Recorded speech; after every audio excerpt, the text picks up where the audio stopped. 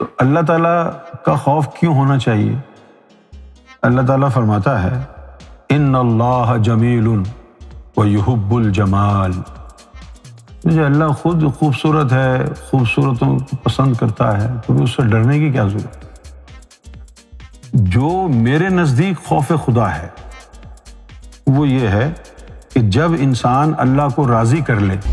خوف خدا کیا ہے؟ کیا جہنم یا عذاب سے ڈرنا خوف خدا ہے؟ تو جہنم اور عذاب سے ڈرنا تو جہنم اور عذاب کا خوف ہے۔ اللہ سے ڈرنا اللہ کا خوف۔ اب خوف دو طرح کا ہوتا ہے، ایک تو یہ کہ آپ انتہائی بدصورت ہوں، آپ کو دیکھ کے ڈر لگے، نہیں، یا آپ بہت بڑے ظالم ہوں۔ تو اللہ تعالیٰ کا خوف کیوں ہونا چاہیے؟ اللہ تعالیٰ فرماتا ہے ان اللہ جمیل ویحب الجمال، کہ اللہ تعالیٰ حسین ہے، خوبصورت ہے اور خوبصورتوں کو پسند کرتا ہے۔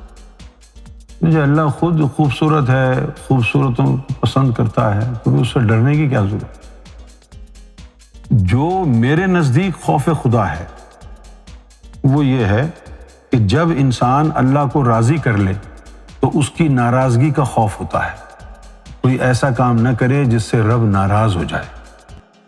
وہ ایک خوف اس بات کا ہوتا ہے کہ کہیں میرا رب مجھ سے ناراض نہ ہو جائے۔ اس کا خوف نہیں ہے، ناراضگی کا خوف ہے، اور اس کی ناراضگی کا خوف ہونا میں سمجھتا ہوں کہ یہ ایک گائیڈنگ لائٹ کی طرح ہے کہ بھائی یہ نہیں کرنا کہیں رب ناراض نہ ہو جائے، وہ نہیں کرنا کہیں رب ناراض ہو جائے۔ ناراضگی کا خوف، دس میک سینس۔ رہ گئی بات جہنم کی اور عذاب کی، جہنم کا خوف ان کو ہوگا نا جن کی حرکتیں جہنمی والی ہوں گی۔ جس کے اندر نور آ جاتا ہے وہ اپنے آپ کو کیوں جہنمی سمجھے، کیوں جہنم سے خوف کیوں کھائے گا؟ تو جن کو پکا یقین ہو گیا ہے کہ انہوں نے جہنم میں جانا ہے وہی ڈرتے ہیں جہنم سے، کیونکہ انہوں نے جانا جو ہے۔ سرکار گوھر شاہی نے ہمیں دو چیزوں سے نکال دیا، خوف سے اور لالچ سے۔ نہ حوروں کا لالچ، نہ جنت کا لالچ ہے، نہ جہنم کا خوف ہے۔ ہماری منزل ہی کچھ اور ہے، منزل یہاں رب ہے۔ اور جنت اور حوروں کو میں سمجھتا ہوں جیسے دلہن کا جہیز ہوتا ہے نا، تو آپ ذرا غور فرمائیے کہ کوئی جہیز میں انٹرسٹڈ ہو اور دلہن کی صورت ہی نہ دیکھے، وہ بیچاری گھونگھٹ ڈال کے بیٹھی ہوئی کمرے میں وہ جہیز میں مصروف ہیں۔ حضرت وہ کہے جی مجھے بھی تو دیکھو، میری شادی تو جہیز کے لیے کی تھی، تو دفعہ۔ اسی طرح جن کو جنت کی حوروں کی پرواہ ہے، لالچ ہے، اللہ کی کوئی پرواہ ہی نہیں، ان سے بڑا لالچی کتا کون ہوگا؟ یہ جو روحانی تعلیم ہے، تصوف کی تعلیم ہے، یہ تو ان لوگوں کے لیے جو بغیر جنت کے لالچ اور جہنم کے خوف کے صرف اللہ سے طلب کرے، سرکار گوھر شاہی کے وسیلے سے اللہ کی ذات تک پہنچو، ان کے لیے۔ ہاں، ایمان کی تشریح جب رسول اللہ نے فرمائی ہے تو یہ کہا ہے الایمان بین الخوف والرجاء، کہ جو ایمان ہے وہ رجا کا مطلب ہے امید، ہوپ، کہ ایمان خوف اور امید کے بیچ میں ہے۔ مطلب کیا کہ کبھی آپ پر ایسا آپ کا جو ہے مزاج ہوگا کہ آپ کو چھوٹی چھوٹی باتوں میں ڈر لگے گا، خوف آئے گا۔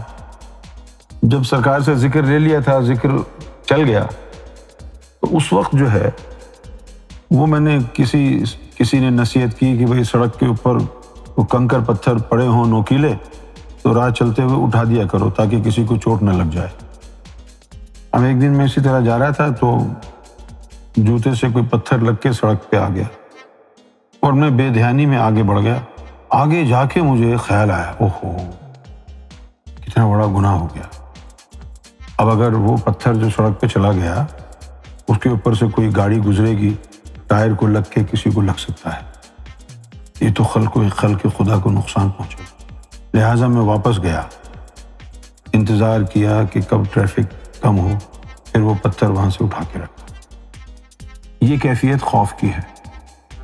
پھر یہ دل کا جو ویل ہے یہ گھومتا رہتا ہے، کبھی انسان پر خوف کی کیفیت طاری کرتا ہے اور کبھی انسان پر امید کی کیفیت طاری کر دیتا ہے۔ کبھی یہ ہوتا ہے کہ اللہ تو بہت غفور الرحیم ہے، اس کا بڑا فضل ہے، اس نے مجھے اپنے نام لیواؤں میں رکھا، مجھے اپنا اسم عطا کیا، میرے قلب میں نور پیوستہ فرمایا، ایک آدھ گناہ ہو بھی جائے تو کیا ہے۔ تو وہ اس کیفیت میں ذرا سا لاپرواہ ہو جاتا ہے امید کی وجہ سے، پھر وہ لمحہ گزر جاتا ہے تو اس کو بڑی ندامت ہوتی ہے، دیکھو یار یہ کیا کیا میں نے، پھر خوف طاری ہو جاتا ہے۔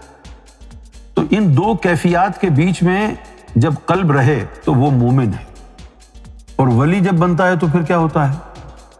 الا ان اولیاء اللہ لا خوف علیہم ولہم یحزنون۔ خبردار، وارننگ سائن ہے نا یہ۔ اللہ کا مطلب ہے خبردار۔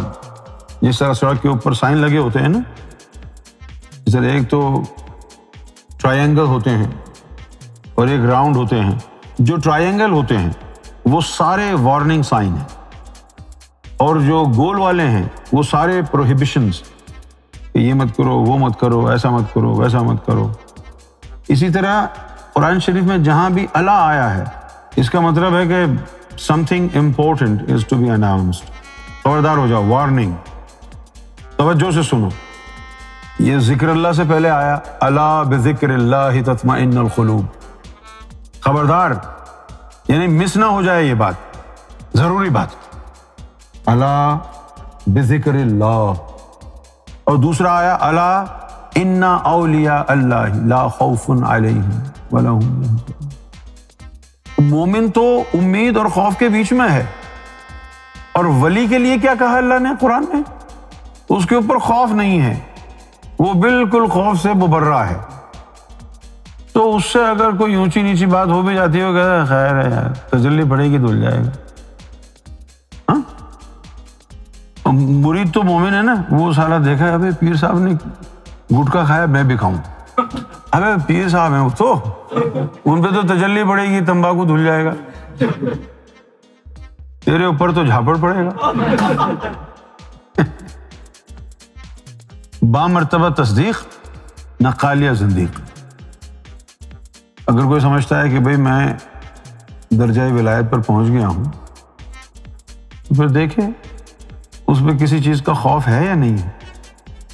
اگر دنیا میں کسی چیز کا خوف نہیں ہے اس کو، وہ عمران خان نے اس کے اوپر کیش کیا اس بات کو، ایک جملہ اس نے کہیں سے پڑھ لیا کہ جو لا الہ الا اللہ کہہ دیتا ہے سارے خوف دور ہو جاتے۔ اب وہ اس کے اوپر جو ہے اٹک گیا ہے، وہ یہی سمجھ رہا ہے کہ بھئی خوف دور ہو گئے ہوں گے۔